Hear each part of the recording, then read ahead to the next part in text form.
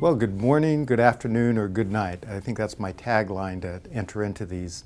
Welcome to our second director's message to the staff. And today's message is really going to be about budget and the budgeting process. However, spoiler alert, a friend of mine said they only listened to it because they thought I was going to play an instrument at the end. So by the end of this, I'm going to play this instrument for you, and then your job is going to figure out what is this instrument and what song am I playing. But back to the budget. I think most people understand that our budget is not based on the county revenues, and we don't get very much of our money actually from the county. Our budget, the biggest pieces are the services that you provide that bring in Medi-Cal dollars, which is called FFP, and that is the double. One, we've almost doubled our services in the last 5 years, and we've doubled the number of people we've seen in the last 5 years, and I thank you for that. But on top of that, the ACA dollar is 100% federal participation, and so that has helped increase us from the low $20 million to almost $60 million this year. Now, the other part of our budget is the allocations. Allocations are, they give you an allocated amount of MHSA, of realignment of these different things. Now, what that indexes to is the economy at the state level. So if the economy is good, and it has been, then that's good. Now, will that stay forever? No, it'll go down, but we're prepared for that already. But that has allowed us to grow based on the work you do and the allocations we get. So what about our current budget, and how are we actually looking at that?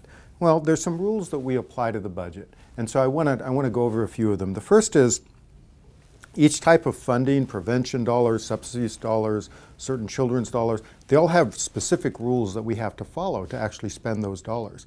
Even the way you have to document is based on rules so that we can capture the dollars that we're providing the services for. And I have a slogan, though, which is you don't want to follow the rules and walk the plank at the same time. It's a bad outcome. And so how do we filter those rules into the actual things we do? Well, first and foremost is we examine the rules and make sure we're following them. Second is we have our own stakeholder processes. And I am so pleased to say that the two largest groups that give us feedback in our stakeholder processes are number one, clients and family, and number two, our staff and our contractor staff. And then we filter that information with our leadership, and I'm very pleased with our current leadership that we have, and I can't say enough about how they try to take that information and then filter it into programs. So what does it mean in terms of this year? We have grown from about $120 million as a budget 5 years ago to probably over $200 million in this next posted budget. And so our current effort, whether it's children's CCR, substance abuse waiver, our adult system improvement project, or some of the specialty programs we're aligning, is to systematize and standardize our services across every area and every subspecialty so that our outreach, our prevention, our intervention and assessment, our treatment, our urgent, emergent care is standardized across the system. And so we are making these charts and looking at how many staff we have everywhere. What it means in the short run is an increase in staffing in every area, including finance and IT, to try to meet these thresholds. Now, some of you may say with all that money increase that we're not seeing like more money in my pocket. But the reality is that if COLAs or other things are going to occur, that's really a county and SEIU negotiation. What we have provided for our staff is a lot of opportunities for advancement.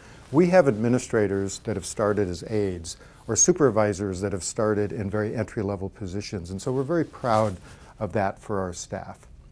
So I wanted to give you kind of an overview of where we're going this year in terms of a growth model and a standardization model, and I leave you with the song that your job is to figure out and tell Roger Perez, send him an email, what song is he playing and what instrument is he playing it on.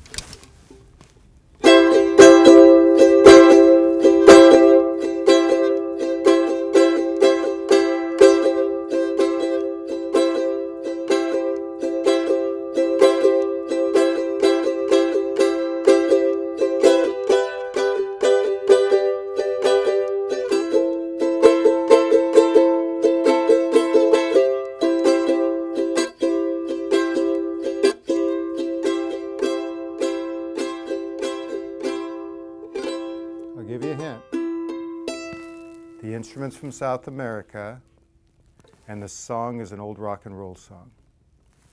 Thank you.